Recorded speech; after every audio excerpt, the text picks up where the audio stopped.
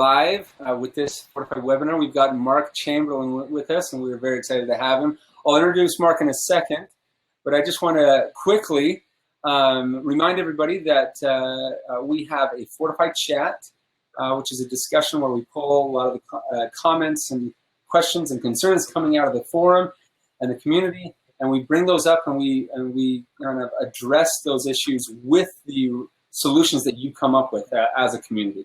And so that's going to be happening on May 30th of this month, and we're going to be particularly discussing the topic of coaching. Any coaching, inside or outside of Fortify, just coaching in general, getting that support from a larger base. We're also going to, I want to quickly also announce our next webinar, which is going to be on June 13th. I say our next expert webinar, which is on June 13th. We're going to be interviewing Dr. Kevin Skinner, and he's going to be talking about key essentials of finding lasting recovery from pornography. So it's going to be a great one.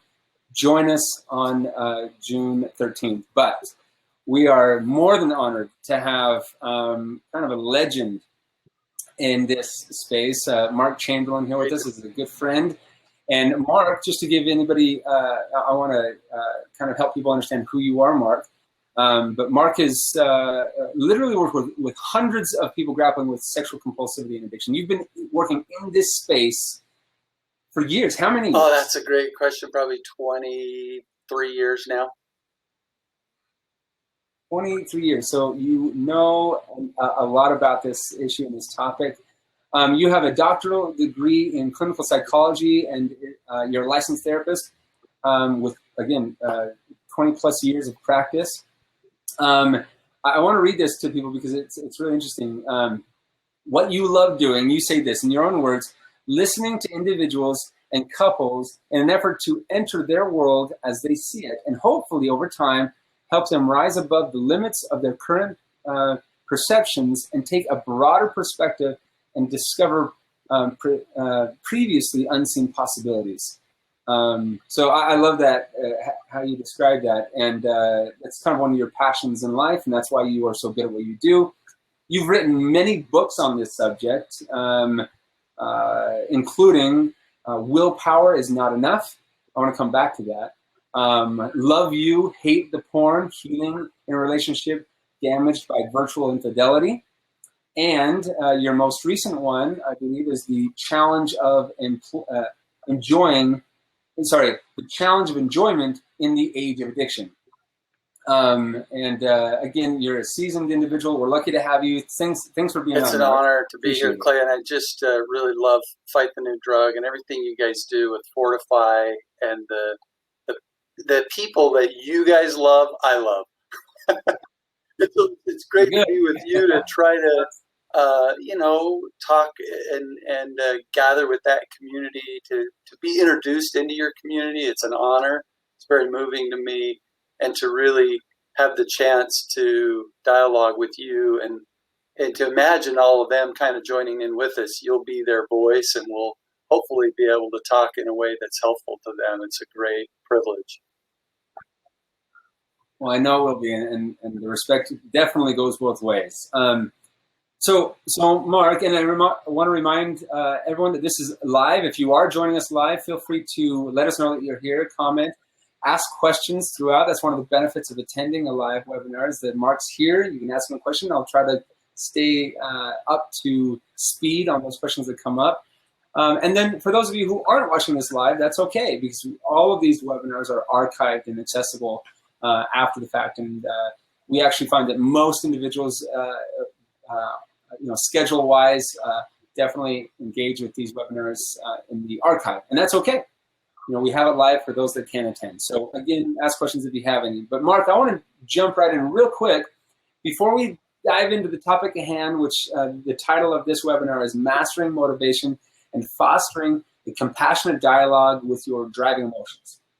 So before we dive into that topic, I do want to ask you about your book, Willpower is Not Enough. It's a powerful title. Talk to the viewers out there about what you mean by that. I think I take a little bit different view of motivation, because there's so many things in our life that are motivating, And so many of us want to ramp up our motivation when it comes to a goal or, something we're trying to get rid of or something we're trying to expand in our lives.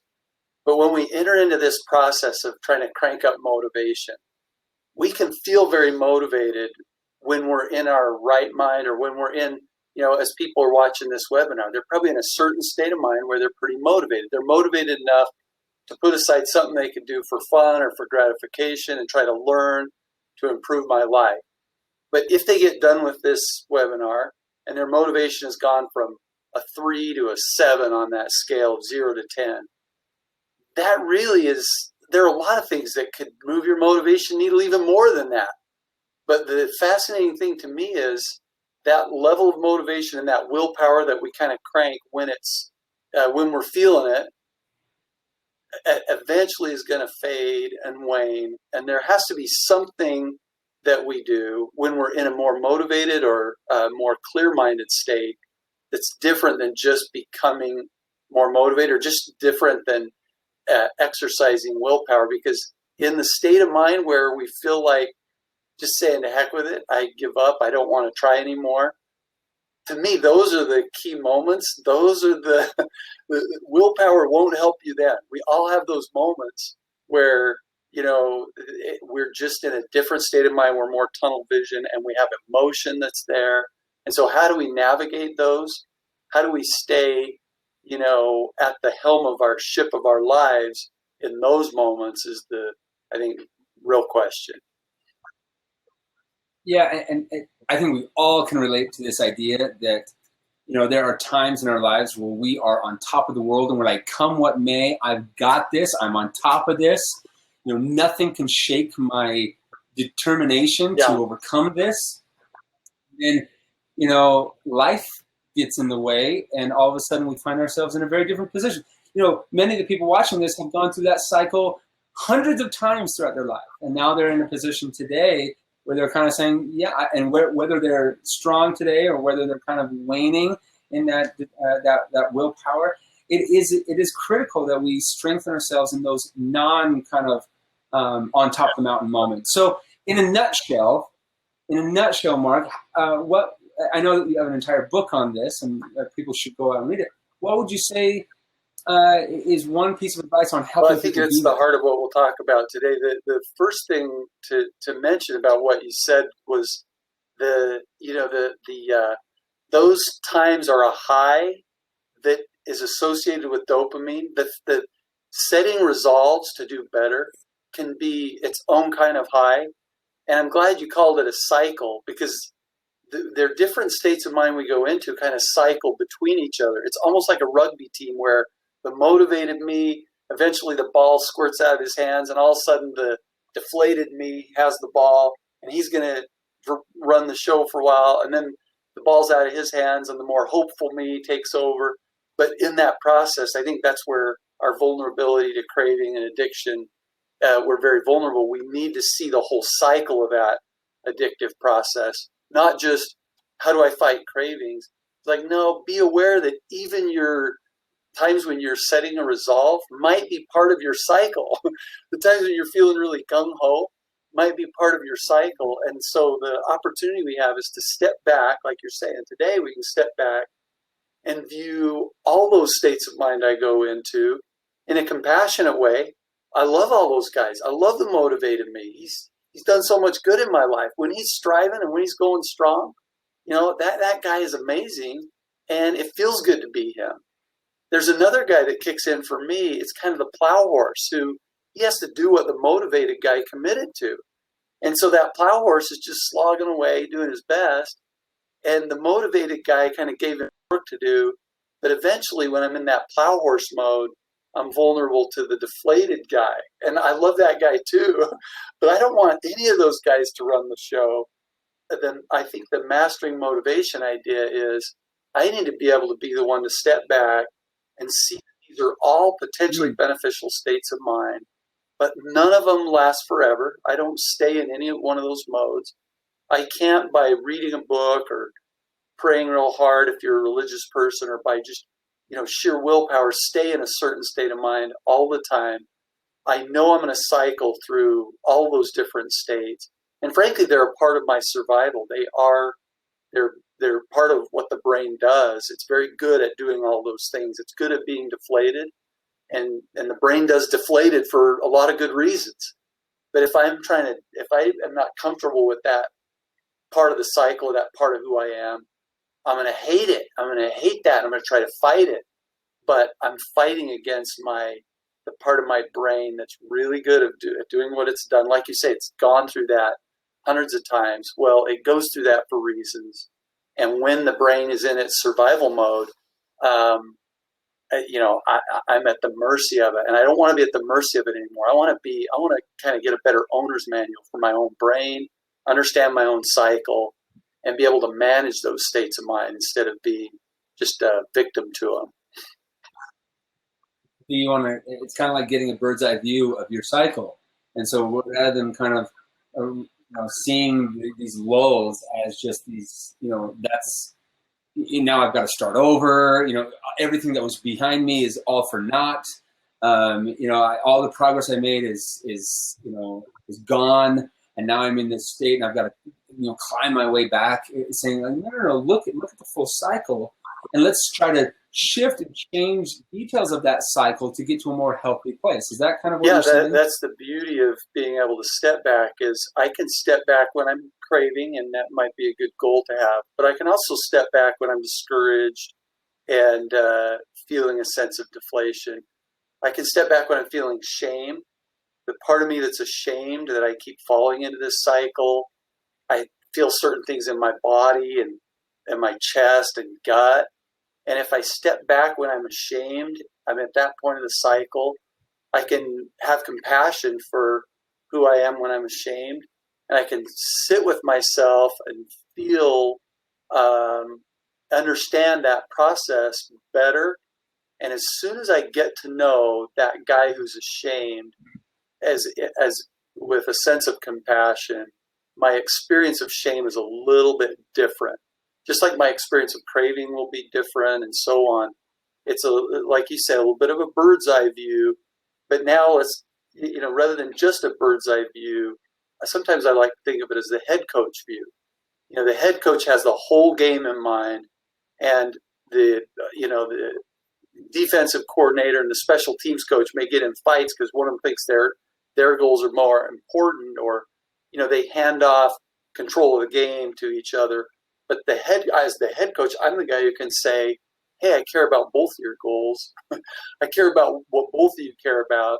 I can see the big picture. So in other words, I'm not just bird's eye, the general in the, I'm not in the foxhole. I'm the general in command headquarters. No, I'm that guy on the field too.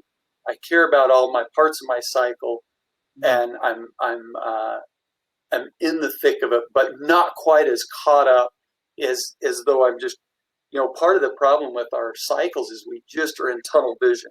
And so I love how you were describing that sense of deflation of, everything's for naught. It's start over. All the streak I had is gone now, and I feel like a loser. It's when I'm in that and I'm consumed by that, and that's the lenses that I'm looking at my life through. Life feels different than if I can step back just a little and say, there's my deflated guy, or there's that discouraged Mark, or just really, here's the ashamed Clay who's feeling so bad, but I can help him. I'm the guy who can just keep one foot in the big picture, and I can have compassion with myself for what I feel now without totally being gripped by it and just taken under by the feeling of the moment. Okay, so you've brought this up a couple of times so far, where you've said that you love all of the players. If we want to go down that analogy, the different versions of yourself, the deflated you, the what was the other one? Yeah, I'm homey, and then there's a plow horse who's trying to follow through on the goals I set, but he's starting to lose a little energy. He doesn't feel the passion anymore, but he's trying. So let's talk about the deflated me, okay?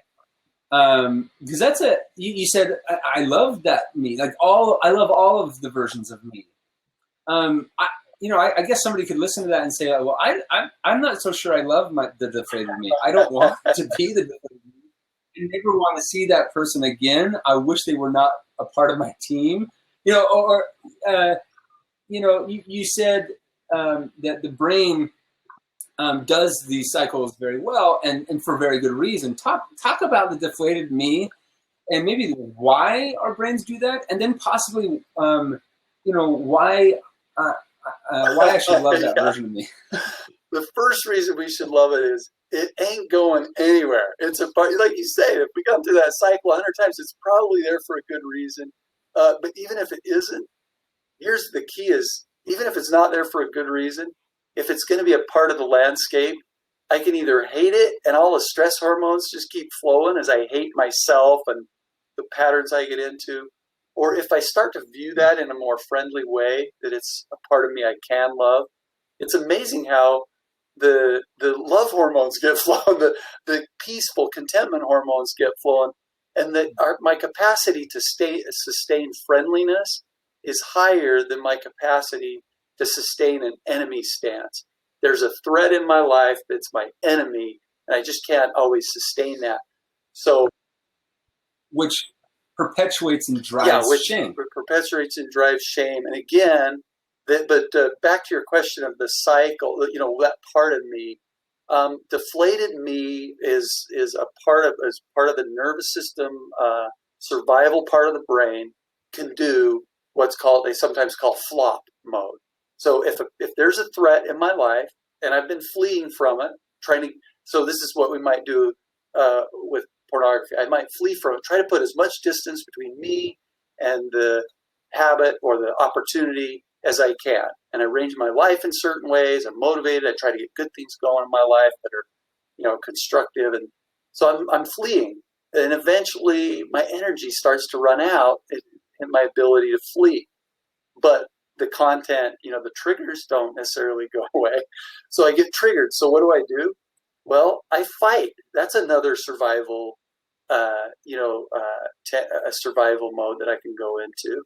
And my brain's good at doing that, and I can do that for a while. The hormones that help us flee and fight are very quick acting and short lasting. So they're not sustainable. But they're really good to have if you're dealing with a predator that's there and gone. And so, animals fight and flee all the time. It helps them survive. Okay, so now let's say, though, it's something in my life that I get triggered with every time I get online, or just in my day I have, various things go on that trigger me with porn. Well, if I've been fighting and fleeing, then I may, if the fatigue starts to kick in, the researchers who've explored all this find all these F words that fit the survival talents. Well, then the freeze mode is the deer in the headlights, and all of us have had that experience with something tempting that we don't necessarily want to do, where it's like, oh boy, there it is. But, oh man, I don't want to do it. But the deer in the headlights isn't fleeing. He's not fighting. It's in that frozen state where there's paralysis. And when we're in that mode with a pornographic trigger, it's like, the brain starts to shut down, just like the deer's brain shuts down. And in that freeze mode, that's one thing where we feel tension and we feel paralyzed. I don't know what to do about it. But the flop mode is when animals kind of go limp. They don't have any more energy to stay tense and frozen and, gritting my teeth against it. They don't have more energy to fight or flee. And in flop mode, the brain starts to shut down, and that the prey is just kind of there to be chewed up by the predator. And the brain shuts down because it's better to go numb and to zone out if you're being eaten by a lion. Flopping is not really helpful if I've been working and setting goals about how I want to progress in my personal life. And so flop mode is telling us, if we find ourselves in deflated, defeated mode, it's telling us we've probably used up our energy. And when we don't have any energy left to give, it's a good thing when the brain says, I've had enough, I'm ready to flop. Now, it makes us vulnerable to certain aspects of, an addictive cycle. We could be right there ready to give in if we're flopping. But if I love that flopping part of me who tells me when I'm burned out and I don't have any more energy, I can work with them to flop in other ways besides my old familiar, oh boy, I'm online and I see a trigger and I don't have anything more to fight. And besides that, I don't really care anymore, and my brain's zoned out and I'm numb, and I'm all of a sudden in a porn consuming cycle. Does that make sense? Interesting. It does, and I think it's interesting because you talk about love, and it is hard to comprehend loving a version of yourself or a deflated version of yourself. Now, we need to separate like loving the addiction and loving you, like yourself, and this version of you that is deflated and is in a vulnerable state and needs love and support. The love that you bring up is an important kind of characteristic of that experience, because otherwise it's hate, guilt, and shame, right? And in fact, one of the users just commented that said, "What do you suggest for letting go past guilt?" Because they feel like they've wasted a lot of their time with porn addiction with guilt, and how that perpetuates the challenge. So, what do you suggest? So this is a perfect. I think, question where we can move right into how to do this. Because talking about loving the various modes we go into on our cycle is one thing, but let's just take that question of, what I'm weighted down by and haunted by is guilt. And that's the perfect example of something that we want to not only let go of, but we feel haunted. We kind of feel harassed by this guilty part of us. And I go into guilt and shame. And I wish I didn't. I think it's part of my cycle that holds me back. So if we orient toward that and say, if it's me doing that work and I'm saying, guilty Mark, you're here to visit me again today. I was moving on with my day and I was feeling good. And you're reminding me of ways that I hurt my girlfriend in the past, or, I wasted all this time in the past on porn. Guilty Mark, what's going on with you today? Or I'm feeling guilt is what you're about, but this part of me that I can just feel this sick feeling in my gut. Who are you? What are you thinking today? What are you all about today? So to actually engage, to imagine the part of me, part of what I'm doing is, instead of just blending with the guilt and gripped by it, I'm stepping back and saying, that's a guilty part of me. And so I'm imagining the guilty part of me as a separate part that I can orient toward and say, hi, there you are, old friend. You're familiar to me, but I don't usually talk to you. I can sometimes even imagine seeing that guilt as a person who I separate out, and imagine him sitting there with me so that I can say to him, what's your concern today? You've been reminding me of this and this. What's your role for me today? What are you trying to help me do? And if I ask that question and wait a minute, the surprising thing to me is that guilty me that I can imagine. So for the viewers and listeners, let's just separate out the part of you, whether it's guilt or another part of you that's a part of the cycle that's familiar that you hate so far. Imagine putting it in a room by itself that you can look into a window and see that unwanted part of you.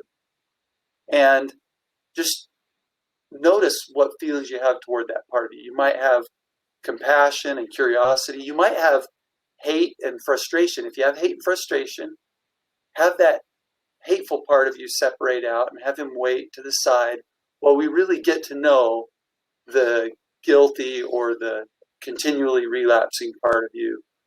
And then open that door and walk in the room and sit down with that part of you that you are in the habit of disliking, and ask him, who are you? Why do you keep coming back into my life?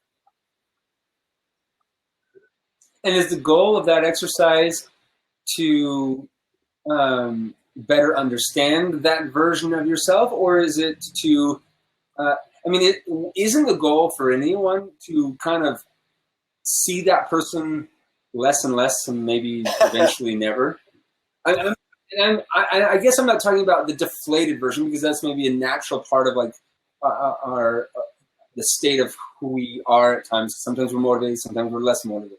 But as far as the guilty or shaming version of us, isn't the goal to get rid of them? This is the really cool thing, is that really when you explore the guilty part of you, as I'm exploring the guilty me, he's saying to me things like, I'm the you who you broke my heart by doing some of these things. This really, you have hurt me. I wanted to remind you again today that I'm really hurting because of some of the choices you've made. Or he's saying, I wanted to have this serene relationship with my girlfriend, and you really have thrown a wrench in that, and it's really hurting me these days. And so to really hear that part of me, I can say, oh, he's trying to help me. He's trying to help me in ways I need help. He may not be doing it in the right way, by just hanging over me like a dark cloud. But I'm really starting to understand the first odd thing that happens when we ask these states of mind or these parts of us questions is that sometimes they answer. When I really, instead of just staying blended with that state of guilt, when I really separate out and dialogue, they will sometimes answer. And the odd thing is those answers sometimes teach me things I didn't know before. One of the reasons I'm so passionate about this is I've had this happen in the last couple of weeks with two states of mind that I could have easily just battled with. And when I settled in and say, okay, who are you? And this part of me says, answers that, he's, I can't remember. I'm thinking of a client who, when he separated out this porn-seeking part of him, he's like, the porn-seeking part answered, I'm like your Columbus. I'm discovering new worlds. And without me, you'd be boring. And it's like, Columbus, okay, that's your goal. I can respect that. You want to discover new worlds. You want to have more adventure than you think I have in my everyday life. And so am I getting rid of porn as a habit? Absolutely, that's my goal. But do I want to keep a hold of the Columbus part of me who, wants to explore new worlds? Can I embrace that and collaborate with that part of me to invite him into my life more? The probability is I need more of that in my life, not less. If I'm just trying to stamp it out, what often happens is I throw out the baby with the bathwater. That state of mind is there in my life for very important reasons. And so, we could talk about, for a lot of clients, work, and when they have goals that are very driven, often the porn-seeking part of them, when they really get to know it, it's a part of them that wants release and relief and to have a break from demands. And so when they're doing their usual, porn avoidance kind of gung-ho, let me try to conquer this, they're really missing a facet of life and a facet of what their needs are that isn't going to go anywhere. And if they lock horns with their own understandable, pretty universal needs, the avoiding porn is going to be more of a battle than it needs to, because they're doing a tug of war, not just with the lust part of them. They're doing a tug of war with the, I've been performing and now I need a release part of them. That's a really healthy instinct that will, I've had clients dealing with addictions that as we work on it over time, they become less type A personality. They start to, become more healthy. And I've had one of them say, if I hadn't done this, if I hadn't gotten into heroin and gotten addicted and then gotten treatment, I'd be like my brother. He's 7 years older than me, and he died last year of a heart attack. That was the path I was on. But the fact that I craved a release that nothing in my life could give me and some addiction could give me means that it spoke to me somehow. And the part of me that, as unhealthy as that behavior might be, the part of me it spoke to is important, and I don't want to do battle with that. I want to do battle with the behavior.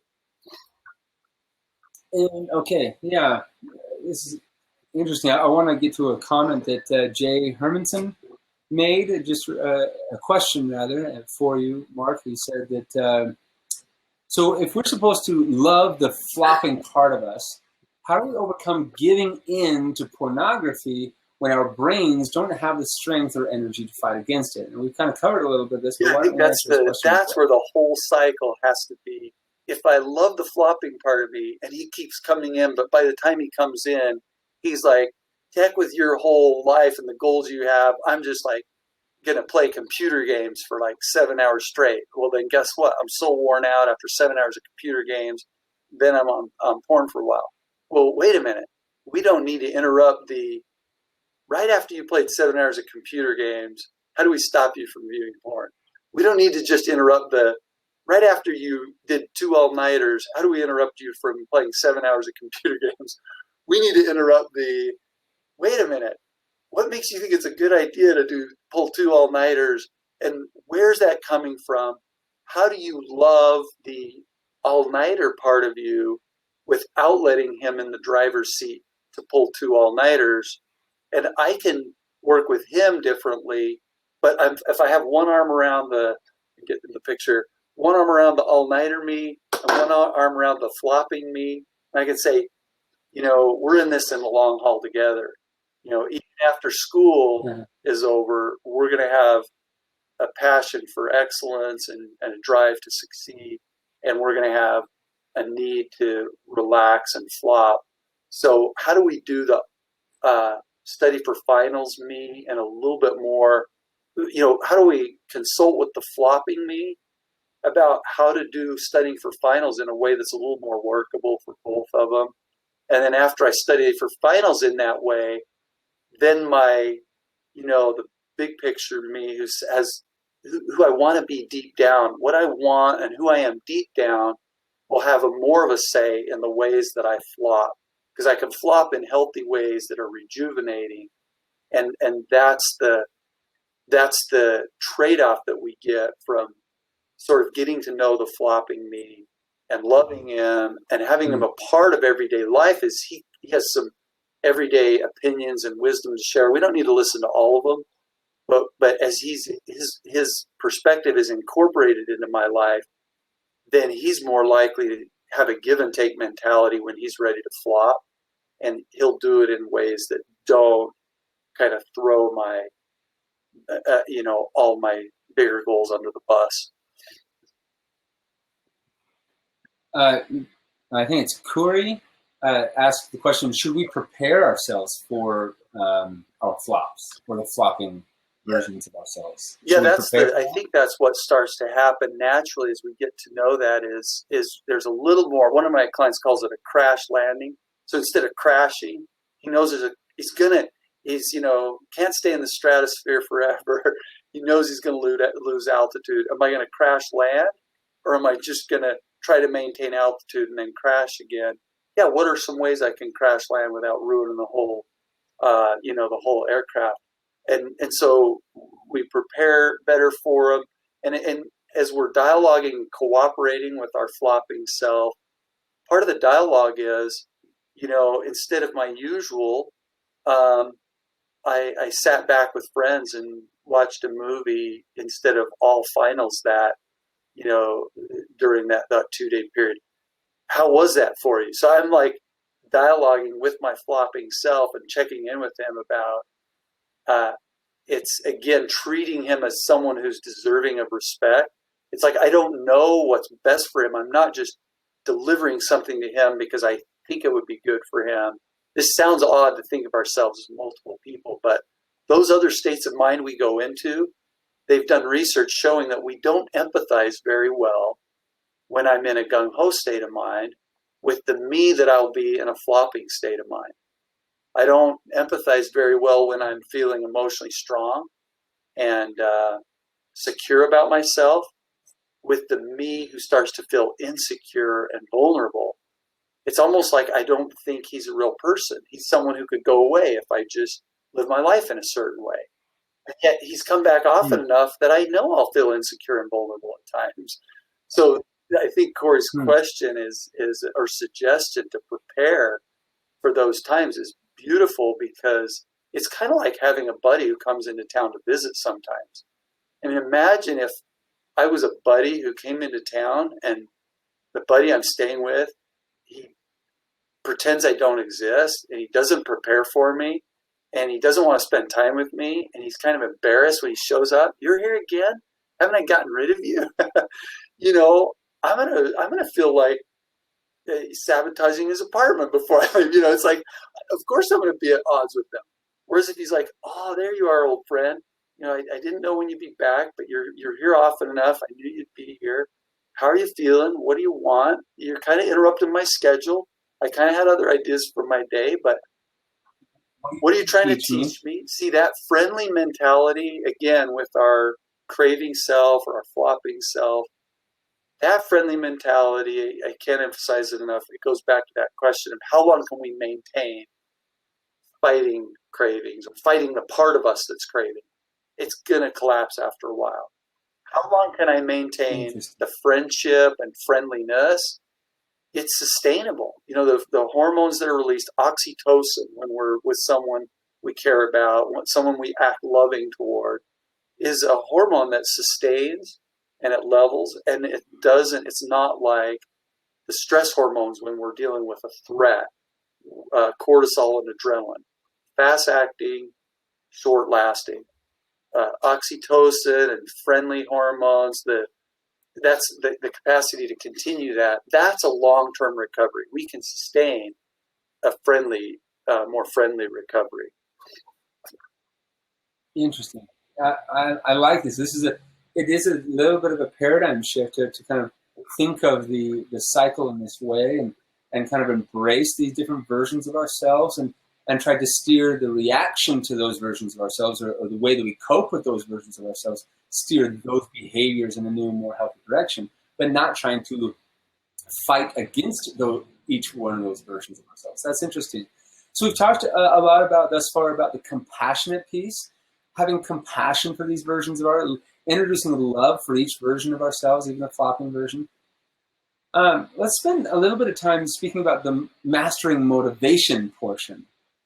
I think that's an area that we've kind of touched on as well throughout this, but speak to that a little bit, Mark. Yeah, the process as we try to orient with that mentality, kind of a friendlier mentality. Again, staying in it for the long haul I love the fortify mentality of battling and battle tracking, because it has to be a lot, whether it's a marathon or a battle, we have to have that mentality of this is a war, it's a war we can win, and I've got to gear up for a long-term process.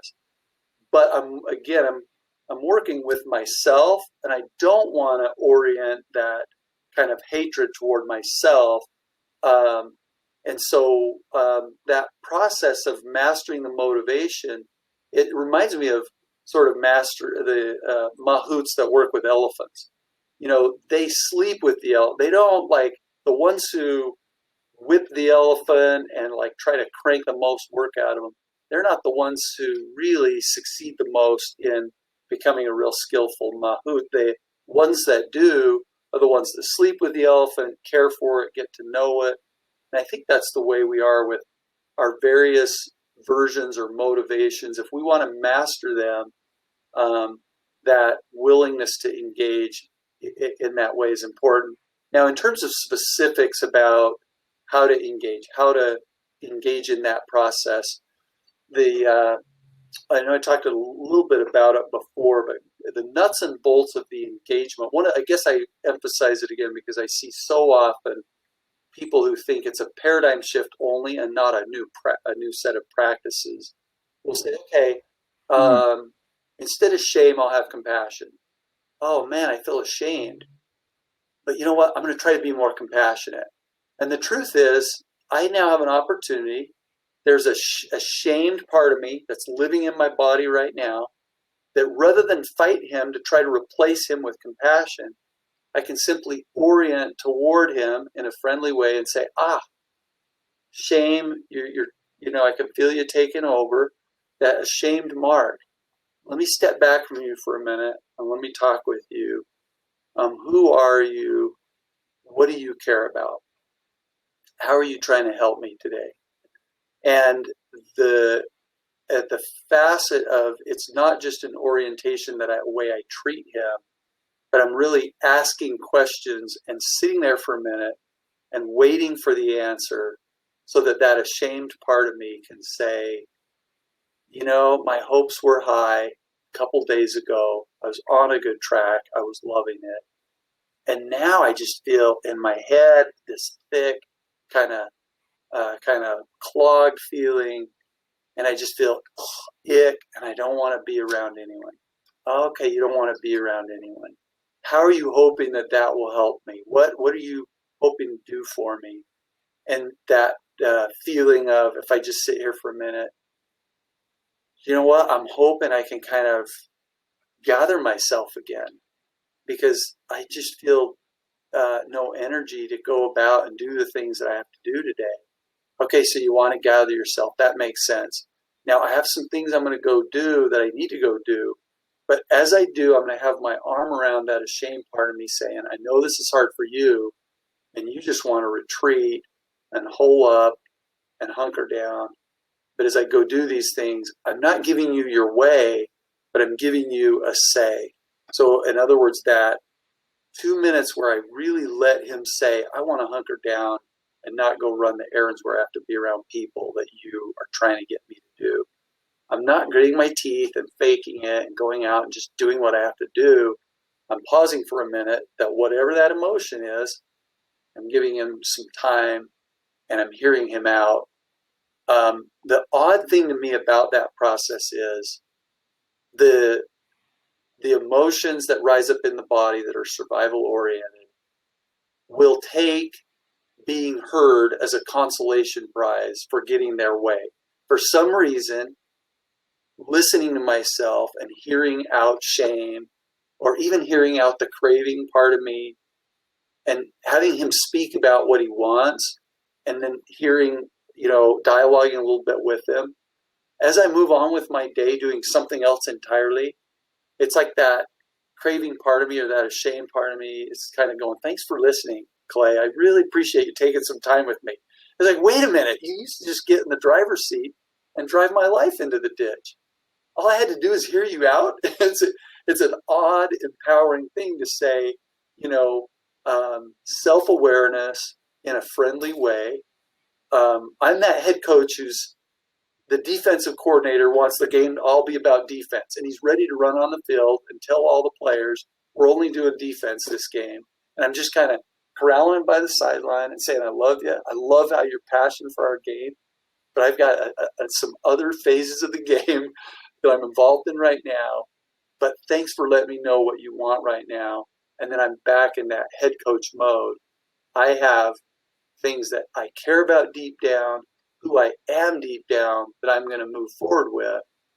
But I am aware that you want porn right now, or I'm aware that you want any kind of release right now, or I'm aware that you want to just avoid people right now, or you want out of whatever.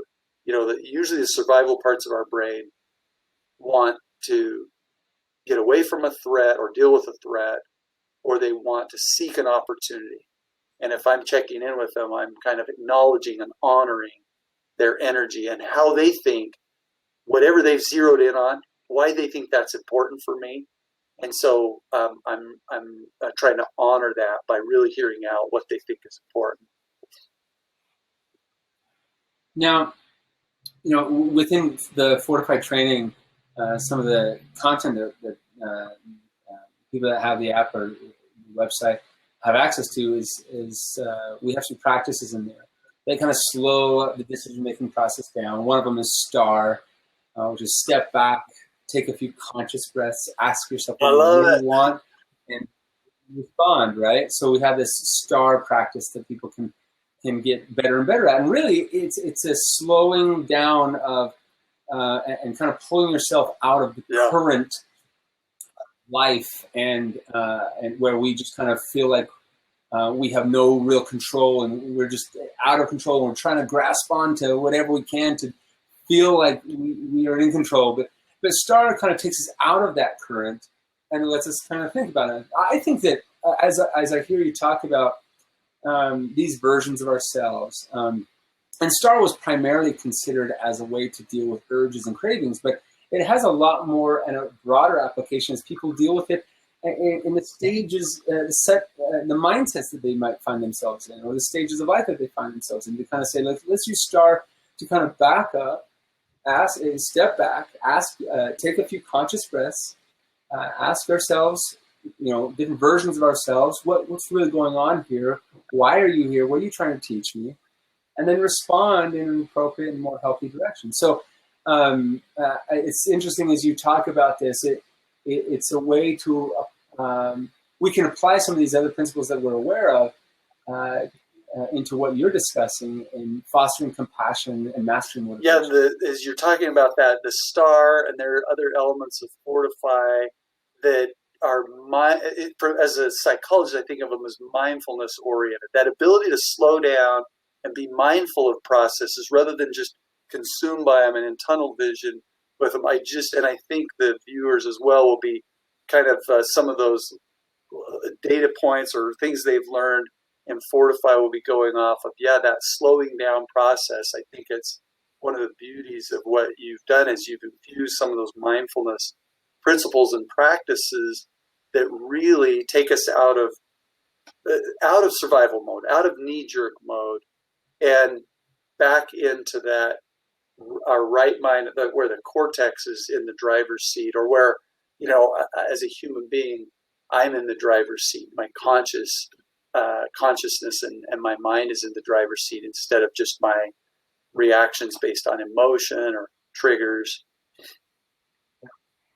Yeah.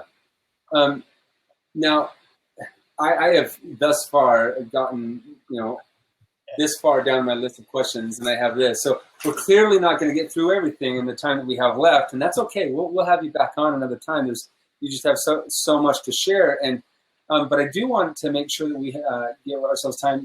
There's a question here from Nay, and it's a pretty foundational kind of staple question, but it's one that I would love to hear your reaction and response to, and it's just, can I actually overcome an addiction to pornography? Is it possible? Now, Mark, you've been somebody that's been working in this field for over 20 years, specializing for over 20 years, dealing and working with hundreds of individuals and couples overcoming sexual compulsivity and pornography addiction.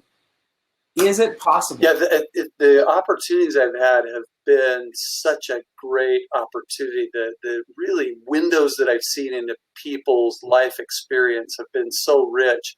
And I remember even early in my career when I was traveling to speak on this topic to therapists in Montana, and I met a guy at the airport.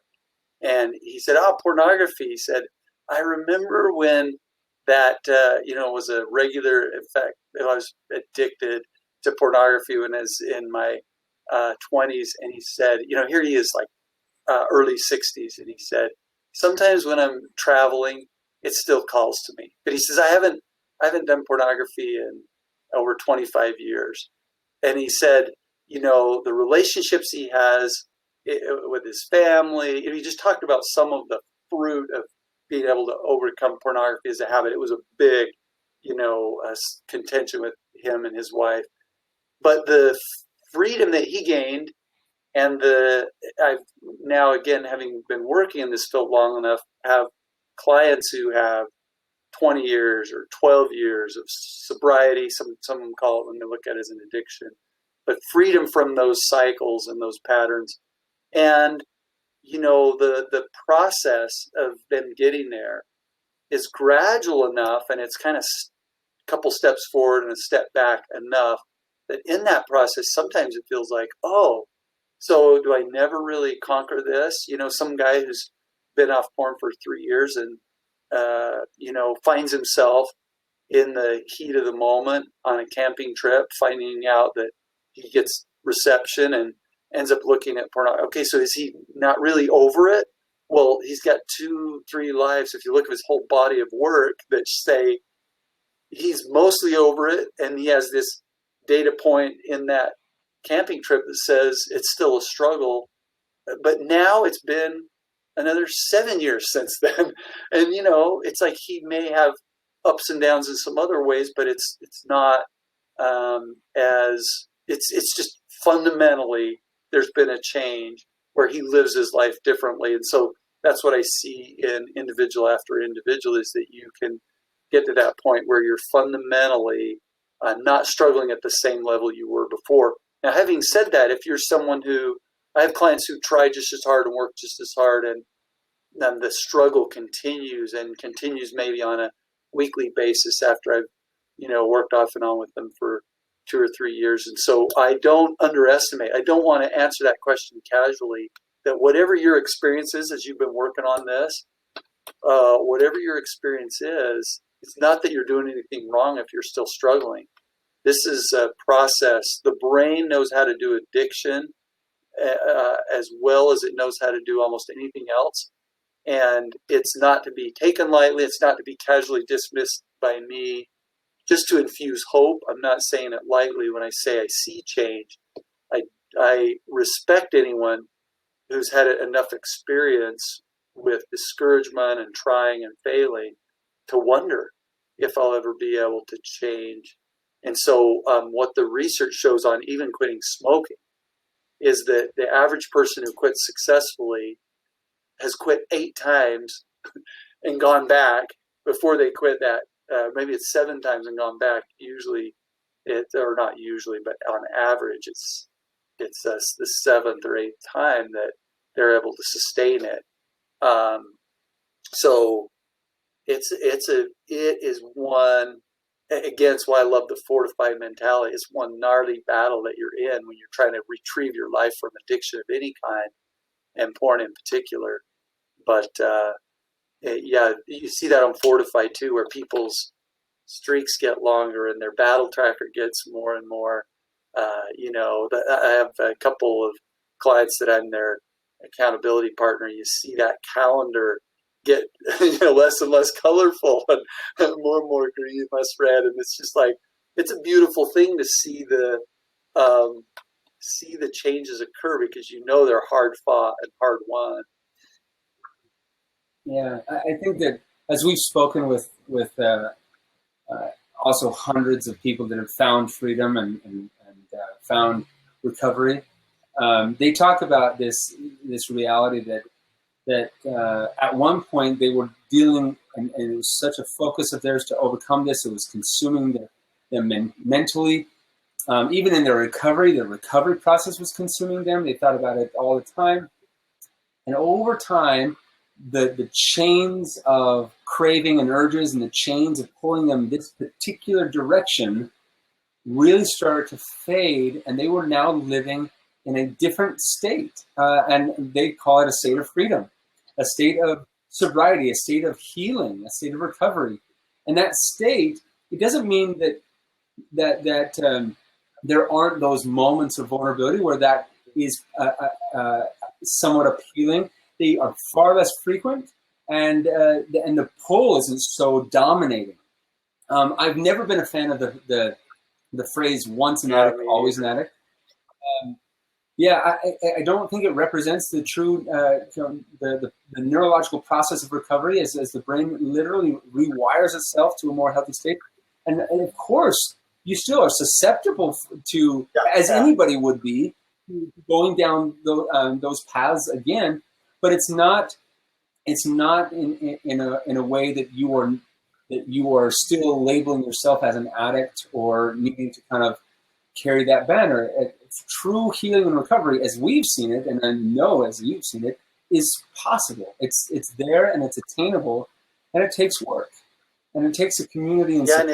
And it doesn't come easy. It's not something to be taken lightly. Which, to me, as you describe it, I mean, it's moving me close to tears, because the beauty of human freedom, the individuals when they're living an individual life, when we live as individuals rather than by an addiction or by a knee-jerk, by the part of our brain that we have in common with reptiles, when we're operating from the part of our brain that's unique to not only other humans, but I've got parts of my brain that are unique to me as an individual, and to see that human uniqueness come forward and the beauty take more and more, expand to fill more and more of my life, and that footprint of my survival part of my brain and how it drives me gets smaller and smaller.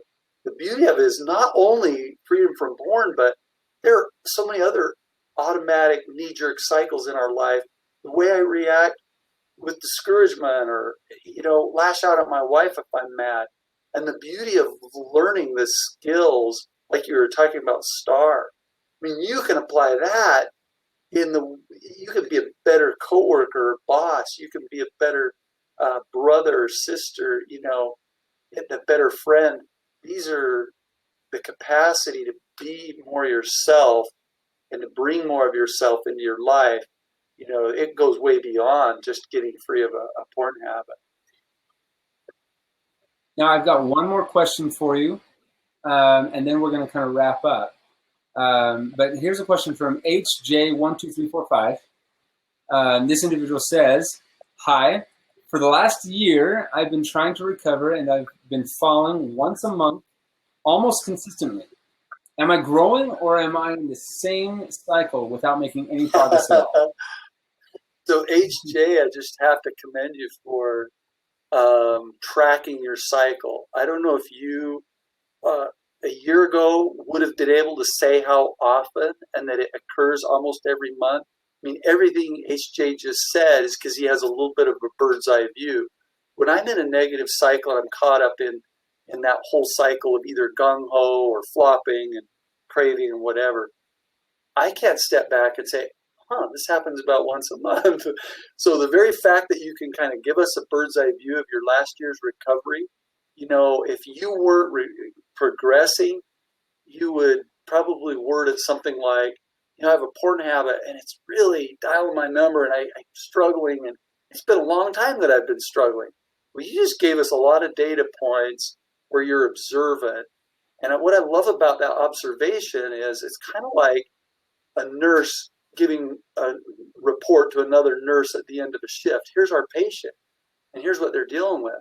And HJ, the way you described that,